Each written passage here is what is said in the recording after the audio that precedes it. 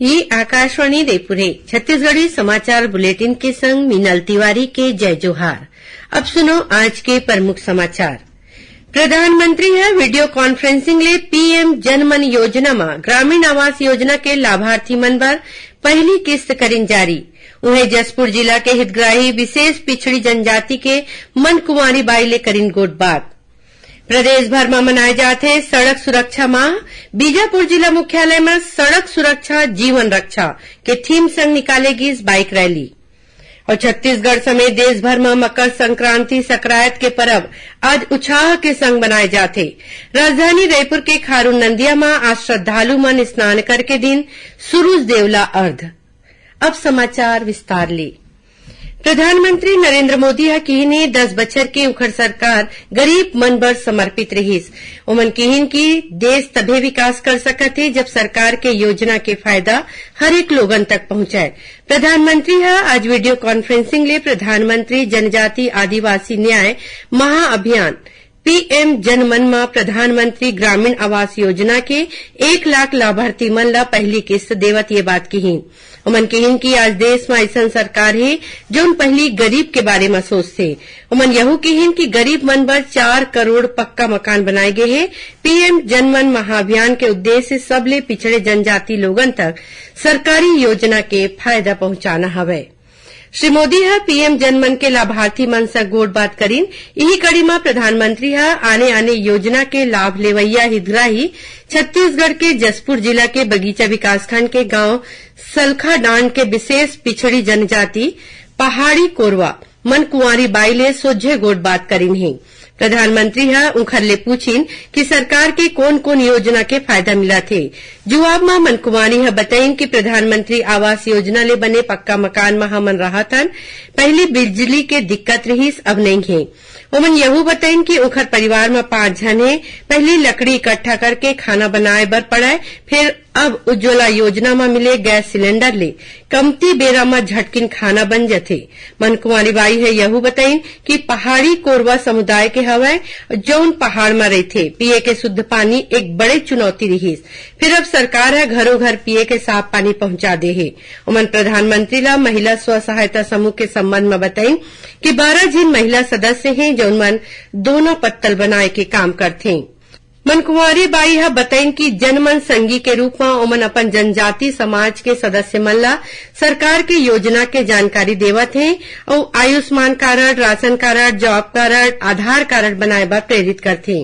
मन कुंवारी हा प्रधानमंत्री ला ये जम्मो योजना बर धन्यवाद दीन।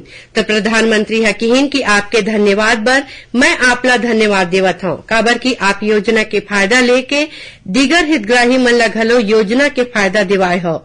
प्रधानमंत्री हा कहिन कि जब योजना के फायदा ज्यादा ले ज्यादा लोगन ला मिलत है तो एकर प्रभाव कई गुना बढ़ जाथे। कार्यक्रम में मुख्यमंत्री विष्णुदेव साय, विधायक रायमुनि भगत और गोमती साय घलो मौजूद रहीन। खबर के मुताबिक आखिरी छोर के आखिरी मनखे ला सशक्त बनाए के प्रधानमंत्री के अंत्योदय के मुताबिक 5 बछर नवंबर महीना में विशेष रूप ले कमजोर जनजाति समूह पीवीटीजी के सामाजिक आर्थिक उत्थान बार पीएम जनमन के शुभारंभ करेगी रहीस। करीबन 24,000 करोड़ रुपया के बजट वाले पीएम जनमन अभियान में नोट इन मंत्रालय ले 11 मुख्य सुविधा को ध्यान देगिस। एकर उद्देश्य सुरक्षित आवास, साफ पिए के पानी, शिक्षा, स्वास्थ्य, पोषण, बिजली, रद्दा और दूर संचार के संग आजीविका खातिर मौका समेत जरूरी सुविधा संग घर देवा के कमजोर जनजाति समूह पीवीटीजी के सामाजिक और आर्थिक स्थिति में बढ़वार करना है। केंद्रीय जल शक्ति मंत्री गजेंद्र सिंह शेखावत आज प्रधानमंत्री जनमन योजना के तहत विशेष पिछड़े जनजाति कमार बसाहट ला जोड़े बर महासमुंद जिला के गांव झाल खमरिया में 12 ठिन रद्दा के भूमि पूजन करीन। ये रद्दा के लंबाई करीबन 13 किलोमीटर है, जेकर लागत करीबन 10 करोड़ रुपया है। ये मौका में जल शक्ति मंत्री है प्रधानमंत्री जनमन योजना में हितग्राही मन ला प्रमाण पत्र बांटीन और 2 मोबाइल मेडिकल यूनिट ला हरियर झंडी दिखा के रवाना करीन। कार्यक्रम में उप मुख्यमंत्री अरुण साव, सांसद चुन्नीलाल साहू समेत कतकुन जनप्रतिनिधि और बड़का अधिकारी मौजूद रहीन। छत्तीसगढ़ी समाचार बुलेटिन आप मन आकाशवाणी रायपुर ले सुनत हव। छत्तीसगढ़ के खबर ले है आपकी वास्ता और खबर के विश्वसनीयता ले है हमार वास्ता। आकाशवाणी समाचार रायपुर के प्रादेशिक समाचार बुलेटिन के संगे संग हमार समसामयिक कार्यक्रम आप रेडियो के संग अपन मोबाइल में घलो सुन सकत हो। आकाशवाणी समाचार फेसबुक, ट्विटर और यूट्यूब में घलो हावय। हमार फेसबुक पेज हरे Chhattisgarh news on AIR, Twitter handle CGAIR news और हमार यूट्यूब चैनल हरे छत्तीसगढ़ AIR न्यूज। तो अब रेडियो के संगे संग आपके मोबाइल के माध्यम ले हम आप तक पहुंचत हन। छत्तीसगढ़ के हर खबर पर सुनत रहो आकाशवाणी समाचार। अब आगू बढ़बो बाँचे समाचार को थी। प्रधानमंत्री नरेंद्र मोदी ह मंदिर तीर्थ स्वच्छता श्रमदान कार्यक्रम में जम्मू धार्मिक जगह में सफाई काम करे के आह्वान करे हैं। एमा कवर्धा जिला के मंदिर और तीर्थ स्थान में स्वच्छता अभियान चलाए जाथे।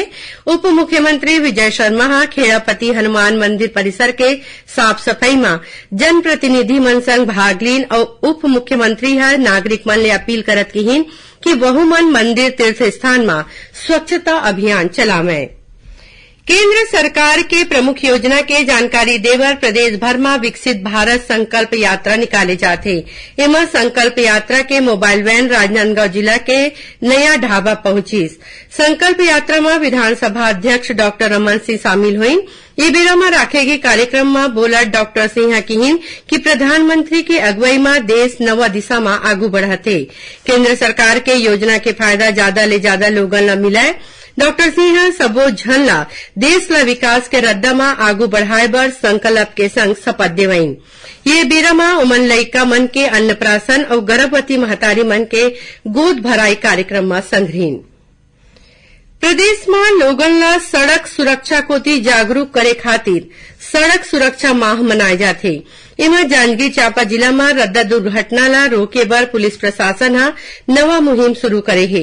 एमा कलेक्टर आकाश चिकारा और पुलिस अधीक्षक विजय अग्रवाल ट्रैक्टर मालिक और चालक मन ला गुलाब फूल दे के यातायात नियम के पालन करे के समझाइश दीन। होती बीजापुर जिला मुख्यालय में सड़क सुरक्षा जीवन रक्षा के थीम संग सड़क सुरक्षा माह के शुरुआत करेगी।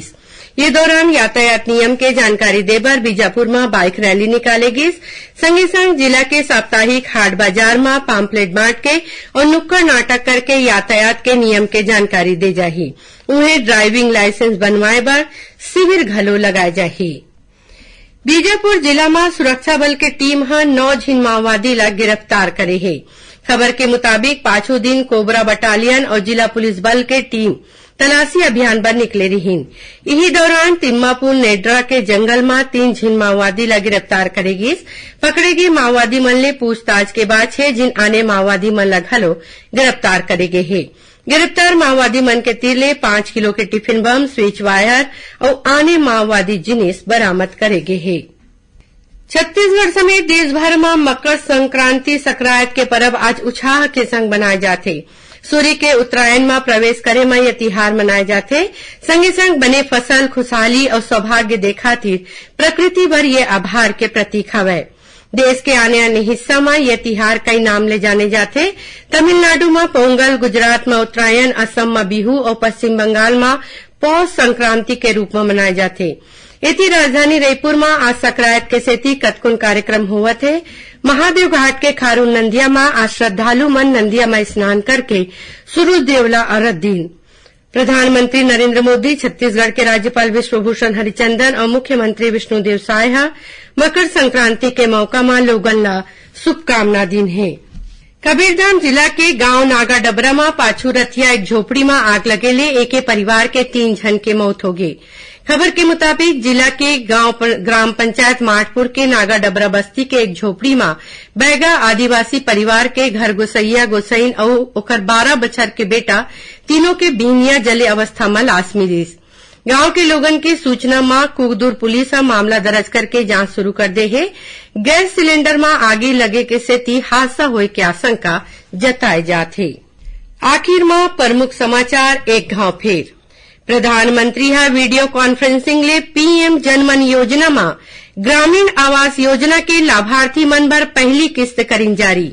उन्हें जसपुर जिला के हितग्राही विशेष पिछड़ी जनजाति के मन कुमारी बाई ले करीन गोट बात। प्रदेश भर में मनाए जाते सड़क सुरक्षा माह। बीजापुर जिला मुख्यालय में सड़क सुरक्षा जीवन रक्षा के थीम संग निकालेगी इस बाइक रैली। और छत्तीसगढ़ समेत देश भर में मकर संक्रांति सकरात के पर्व आज उत्साह के संग मनाए जाथे। राजधानी रायपुर के खारून नंदिया में आज श्रद्धालु मन स्नान करके दिन सूरज देवला अर्घ। एकरे संग छत्तीसगढ़ी समाचार बुलेटिन इहे सिरावत है। जय जोहार।